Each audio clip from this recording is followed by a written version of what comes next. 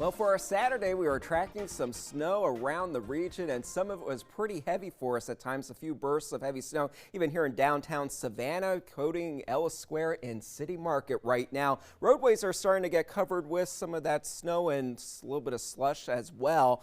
Even on the treated roadways, there have been some issues, such as Victory Drive right here in front of WSAV World Headquarters. It is now covered in snow, and the GDOT did treat the major highways in the U.S. roadways for today, so still some issues out there. Still snow falling, so we still do have this winter storm warning in place for the counties highlighted in pink south of Interstate 16. Generally, we still do have a winter weather advisory until 7 o'clock Sunday morning.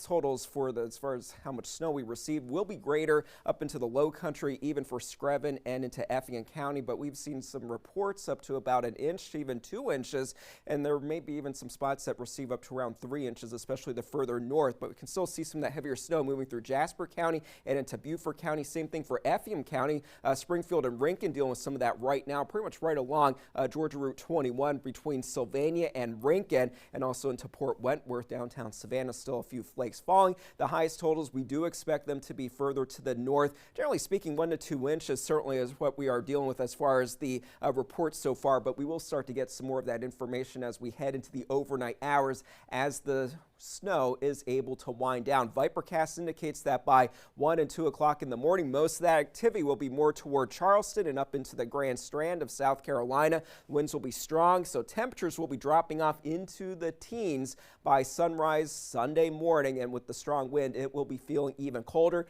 and some of that snow will be blowing around, which will cause issues on the roadways. So that area of low pressure causing all the snow across North Carolina, especially with heavy snow setting up in South Carolina, that will gradually move off to the north and east, but we are still getting that Arctic flow into the southeast thanks to this circulation, also that high pressure centered over the Great Lakes right now, bringing that in from Canada. So wind speeds with that pressure gradient gusting over 20 and 30 miles per hour, so that will cause those issues for tonight as far as those bitterly cold temperatures, feeling like the single digits. I think some spots by tomorrow morning will be feeling like it is below zero, so definitely take precautions to stay warm, stay indoors. It might be fun to go outside and play in the snow, but definitely limit your activity. Meteorologist Jeff Warwick joins us now with some safety tips with driving in this wintry weather and also with all the cold. Jeff?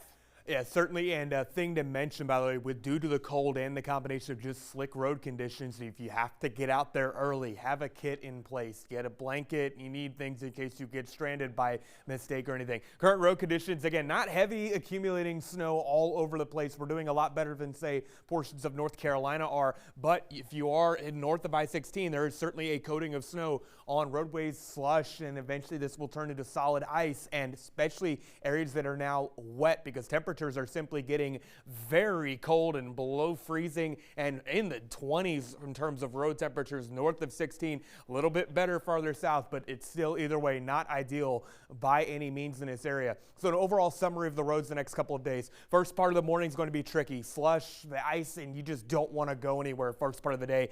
The melting will take place. Dry air, wind, and sunshine will help evaporate any water. Will also melt the snow. That all gets out of here. Lingering water, though, is going to refreeze for Sunday night into Monday morning. Patches of black ice are in play there, so just take it easy on the roads. Do not be in a hurry the next couple of days.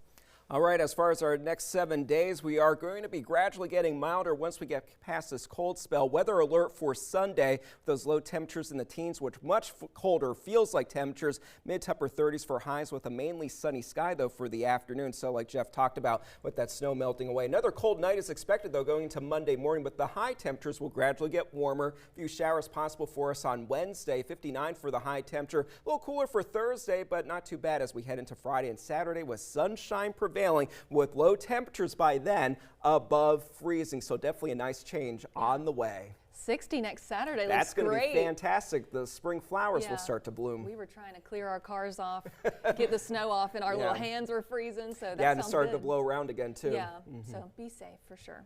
Yeah, it's definitely been cold here. Also really cold in Columbia, South Carolina. A lot of basketball fans actually